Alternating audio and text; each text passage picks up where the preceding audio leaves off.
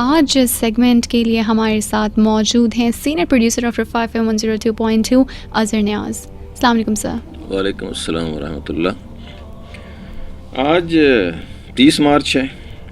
30 مارچ کو اگر ہسٹری کے اوراق کو کنگھالا جائے تو ایک اہم واقعہ 30 مارچ کا یہ ہے کہ یہاں 30 مارچ 1856 پیرس میں دستخط ہوئے ایک معاہدے پر جس کے نتیجے میں جو کریمین وار تھی اس کا خاتمہ ہوا. رائٹ.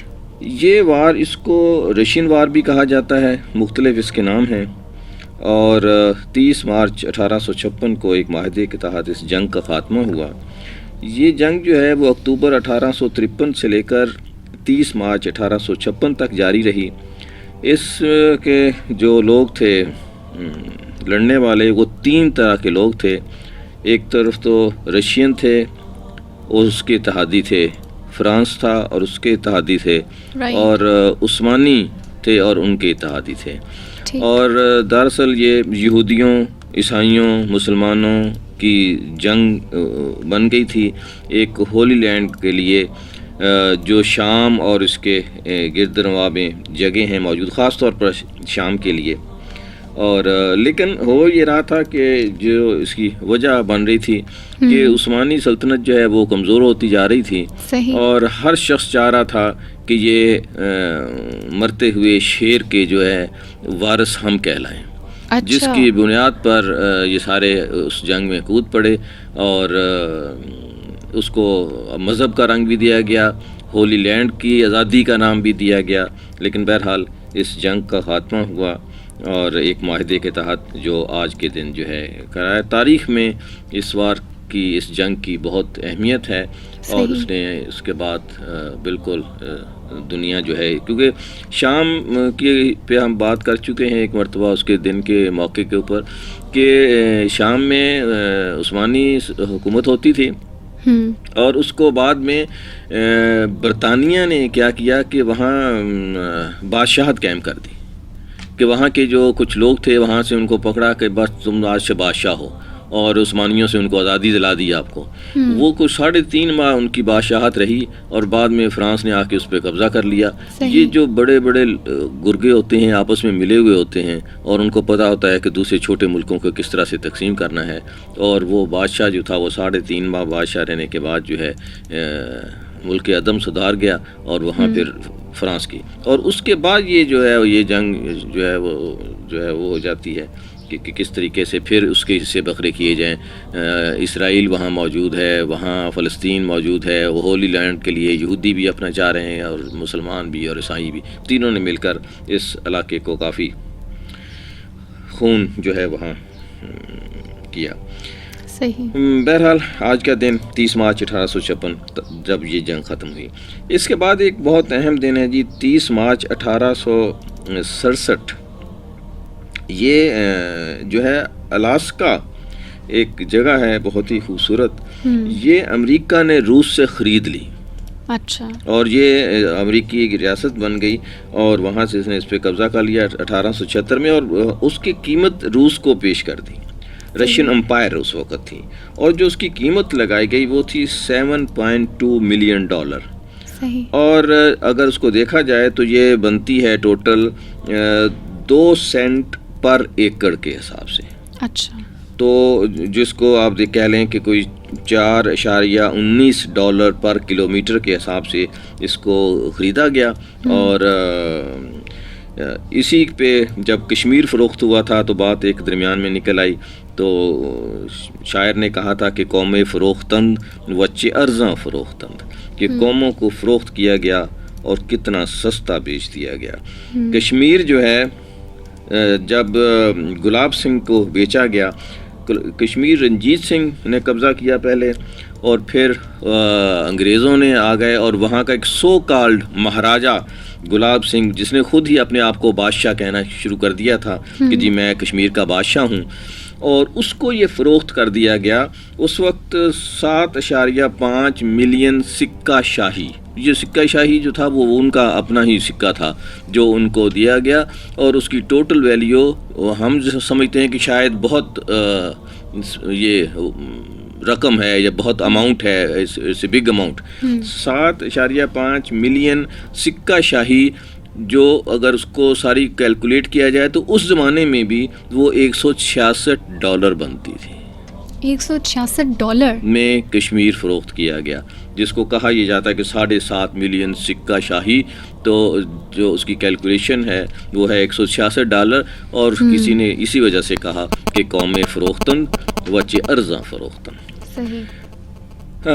1912 جی 30 مارچ سلطان عبد الحفیظ نے ایک معاہدہ کیا فرانس کے ساتھ اور موراکو کو فرانس کی کالونی بنا دیا. فرانس گیا, اس کی بڑی آؤ بھگت ہوئی, اس نے وہاں ایک ٹریٹی پہ, جس ٹریٹی کو کہا جاتا ہے ٹریٹی آف فیز کہتے ہیں, معاہدہ فیز FEZ, تو وہ وہاں اس کے ساتھ کر کے اس نے موراکو جیسا خوبصورت ملک جو تھا وہ اس کے حوالے کر دیا. جب واپس آیا تو اس کو اس معاہدے کا صلہ بھی ملا, اور وہ یہ تھا کہ ساری عمر اس نے جلا وطنی میں گزاری. اس کو اریسٹ کر لیا گیا اور جلا وطن کر دیا گیا, اور نہ وہ دین کا رہا نہ دنیا کا رہا. اور اس نے موراکو, ویری بیوٹیفل کنٹری, وہ فرانس کے اس میں چلا گیا, اور آج تک بھی اس میں مسلمانوں کی تعداد بہت بڑی ہے. وہاں مساجد بھی بہت خوبصورت ہیں وہاں, اور خاص طور پر اس کی ایک مسجد جو ہے وہ دنیا کے عجائبات میں شمار ہوتی ہے. اور وہ مسجد ہے سمندر کے اوپر بنی ہوئی, کہ اگر اس کے نمازی جو ہیں وہ جو فرش ہے وہ نیچے پانی اس کے نظر آتا ہے, اس کے اوپر جو ہے وہ اس کو وہ دیکھ رہے ہوتے ہیں. اٹس بیوٹیفل کہ وہ دنیا بھر سے لوگ جو ہے اس مسجد کو تیرتی ہوئی مسجد کہا جاتا ہے, لیکن وہ ہے فکس ہے وہ, اور لیکن اس کے جو فرش ہیں اس کے نیچے سے سمندر جو ہے وہ نظر آتا ہے. اچھا, صحیح, بیوٹیفل. اوکے. 1912 کو 30 مارچ 1912 سلطان عبد الحفیظ نے معاہدہ فیز کے تحت موراکو کو فرینچ کالونی میں شامل کر دیا. 30 مارچ 1976 یوم الارض کے طور پر بھی منایا جاتا ہے جی. یہ فلسطین میں والے لوگ 1976 سے انہوں نے منانا شروع کیا. پہلا یوم الارض 1976 کو منایا گیا تھا, اس سے لے کر آج تک یہ دن جو ہے وہاں منایا جاتا ہے, اور اس کو وہ یوم الارض کہتے ہیں. اس کے پیچھے ایک واقعہ ہے, اسرائیل نے بہت سارے فلسطینیوں کو شہید کر دیا تھا, لیکن اس دن کو انہوں نے 30 مارچ کو یوم الارض کر دیا, لیکن تعداد روز بروز ان کے ظلم کی فلسطین پر بڑھتی جا رہی ہے. ہر مرتبہ ہر دن یہ کہا جاتا ہے کہ فلسطین کو ان کے حقوق دیے جائیں گے, اور ان کو جگہ دی جائے گی اور زمین دی جائے گی, لیکن کچھ بھی وہ نہیں پا رہا. صاف ظاہر ہے کہ جہاں بڑی حکومتوں کے انٹرسٹ ہوتے ہیں انہی کو تحفظ بھی حاصل ہوتا ہے. 1941 آج کا دن جی 30 مارچ ایک سابق صدر پاکستان کی برتھ ڈے ہے, اور ان کا نام ہے وسیم سجاد صاحب. وسیم سجاد ہمارے سینیٹر بھی رہے, صدر پاکستان بھی رہے, اور کئی اور اہم عہدوں پہ بھی رہے. آج ان کی برتھ ڈے بھی ہے. ایک اور انٹرنیشنل پرسنالٹی کی برتھ ڈے ہے, اور اس کا نام ہے جانی واکر. 1945 میں پیدا ہوا, BBC کا بہت ہی معروف DJ تھا. اور کیا نام لیا سر آپ نے؟ جانی واکر. اچھا. اور اسی کے پہ انڈین کے بھی ایک صاحب جن نے بھی اپنا نام رکھ لیا کہ شاید اس وجہ سے میں بھی شاید ہو جاؤں, لیکن صاف ظاہر ہے جانی واکر سے BBC کا بہت معروف ہے. ایک وفات کا دن ہے, آنند بخشی, گیت لکھنے والا بہت ہی معروف شخص. اور آنند بخشی کا تعلق راول پنڈی سے تھا, اور یہ کوری جو علاقہ ہے وہاں یہ پیدا ہوا. 1947 میں یہ چلا گیا تھا انڈیا, اور انڈیا جا کر اس نے انڈیا کی بہت ہی معروف فلموں کے گیت لکھے, جس میں 2-4 تو ایسی فلمیں تھیں جو کہ انٹرنیشنلی بہت معروف ہیں, جیسے شعلے تھی, تال تھی, اور بے شمار. اچھا. اور آنند بخشی کا شمار ایسے اس میں ہوتا ہے جنہوں نے جس کی گیتوں میں شاعری موجود ہوتی تھی, ہے نا. آج کل تو یہ دیکھا جاتا ہے نا کہ شاعری نہیں ہوتی, صرف ردم موجود ہوتا ہے, لیکن آنند بخشی کے گیتوں میں شاعری موجود ہوتی تھی. اور اس کی آخری فلم تال تھی جس پہ اس نے جس کے گیت اس نے لکھے. رائٹ. آج ایک دن بھی منایا جاتا ہے لیکن یہ دن صرف یو ایس اے میں منایا جاتا ہے کیونکہ یو ایس اے میں آج کا دن ڈاکٹروں کا قومی دن کہلاتا ہے. پاکستان میں چونکہ روز ہی ڈاکٹروں کا دن ہوتا ہے تو اس لیے جو ہے یہاں مریضوں کا کوئی دن خاص منانے کی ضرورت ہے. تو لیکن معلومات کے لیے آج یو ایس اے میں ڈاکٹروں کا قومی دن. یہ تھا جی آج. آلرائٹ، یہ رہا آج سیگمنٹ. بہت ہی ڈیٹیل میں ہمیشہ کی طرح اظہر نیاز نے آپ کو بتایا کہ ماضی میں ہونے والی اس تاریخ یعنی کہ 28 مارچ کو کیا کیا کچھ ہو چکا ہے. امید کرتے ہیں کہ یہ پروگرام آپ کو پسند آیا ہوگا.